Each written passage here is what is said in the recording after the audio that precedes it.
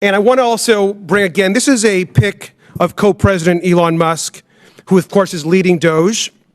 And I brought this pic, of course, to our last hearing. And I know some folks were upset by it. But just to be clear, we know that Elon Musk is dangerous, he's incompetent, he's chaotic, and he's killing programs that we rely on.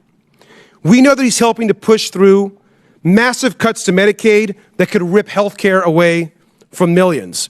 He's pushing tax cuts that will benefit him and his billionaire friends.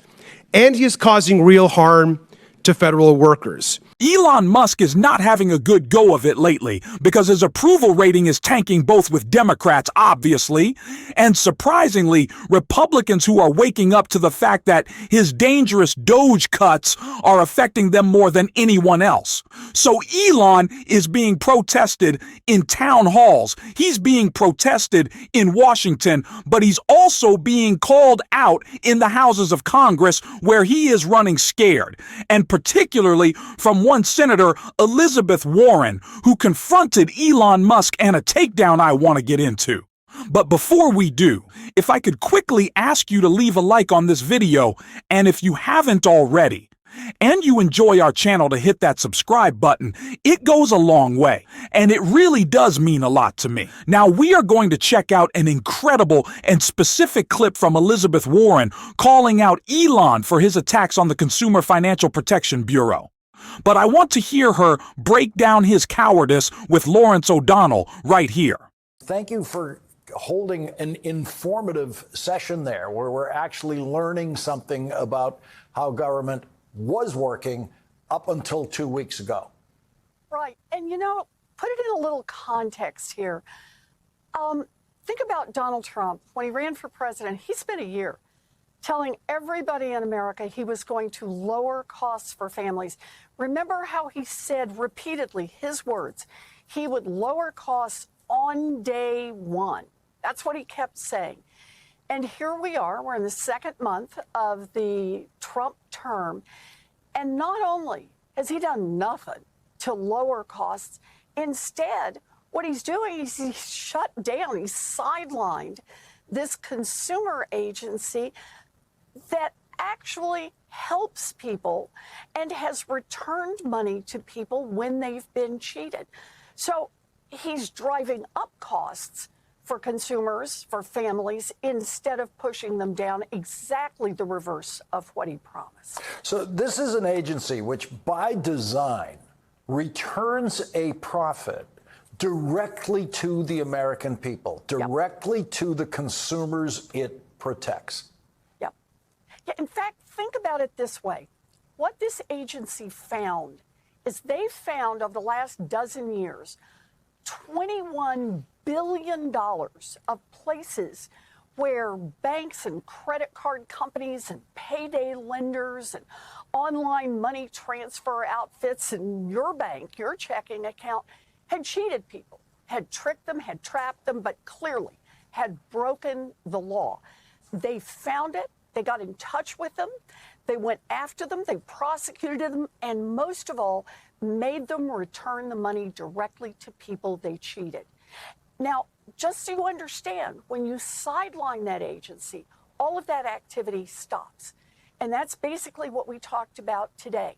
The thousands and thousands and thousands of people who turn to the consumer agency every day, more than 7 million people, have gone to the consumer agency's hotline to get help in individual matters.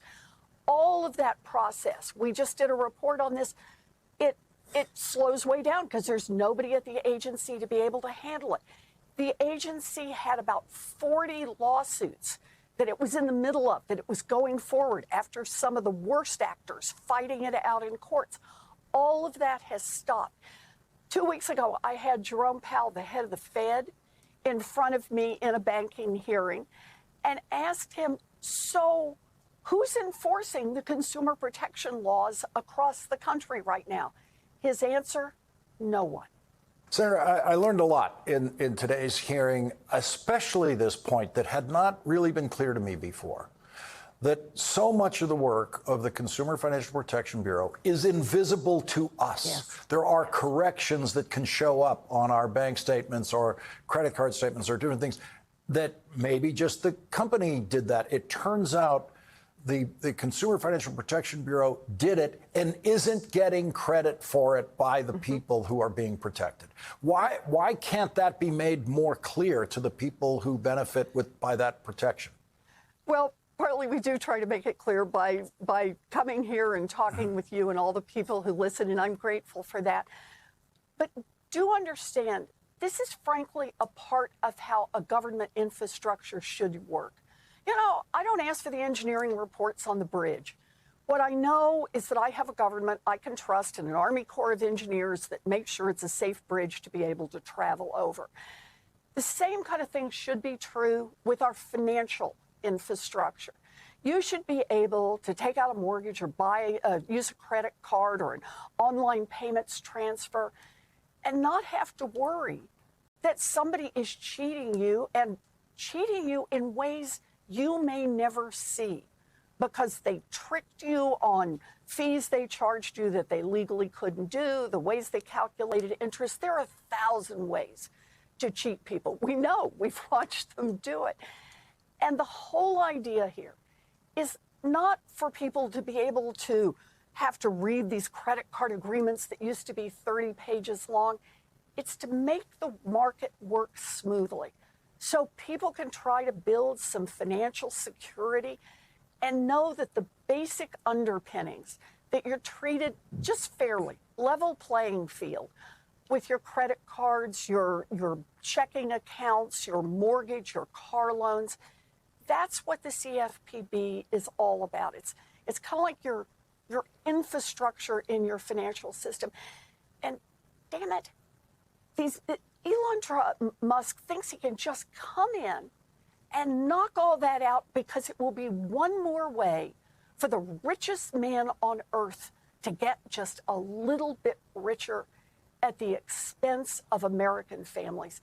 And this is a time just to say no. No to Elon Musk, no to Donald Trump, and no to these damn billionaires who think they ought to be able to run the earth and make everybody else eat dirt.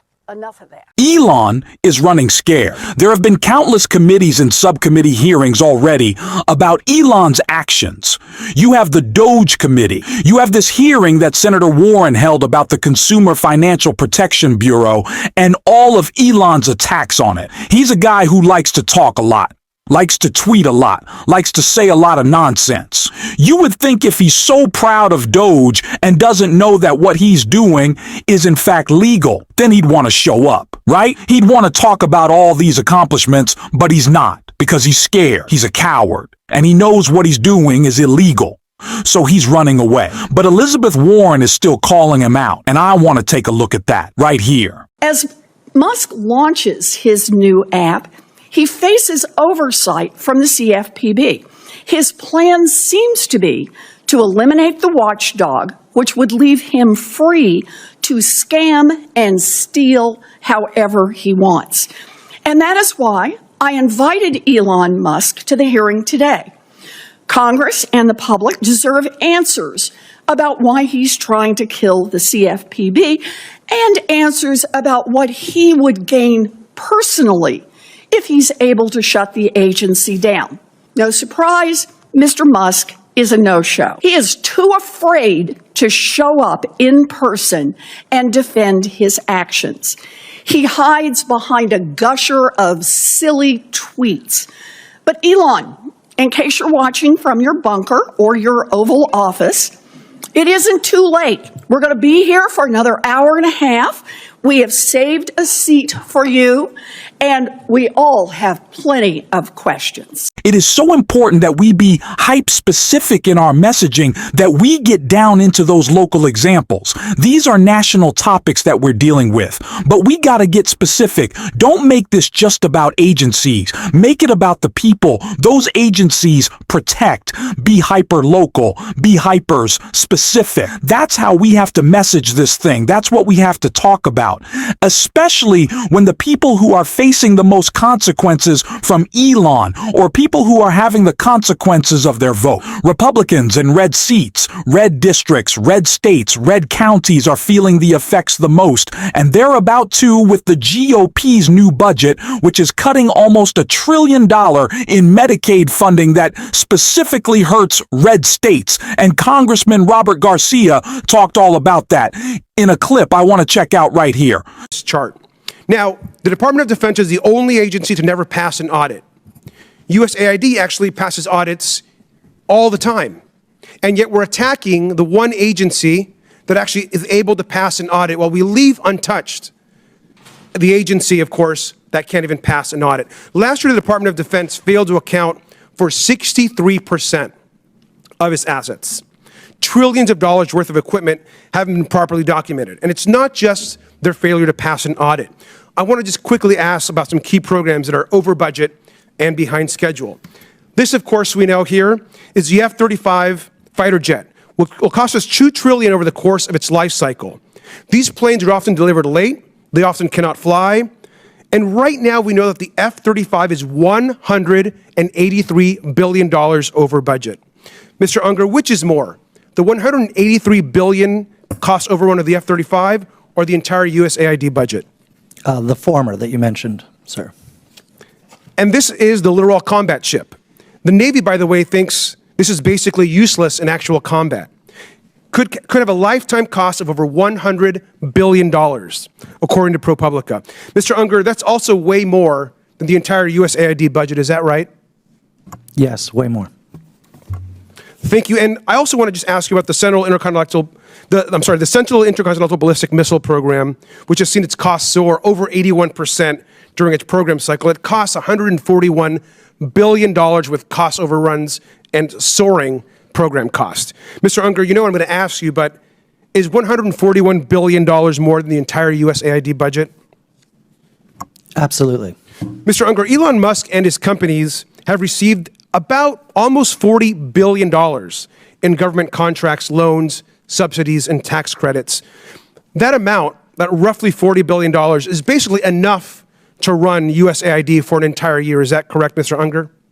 That is correct for USAID's budget and the programs that it manages. The majority isn't talking about Elon Musk programs or asking them here to testify.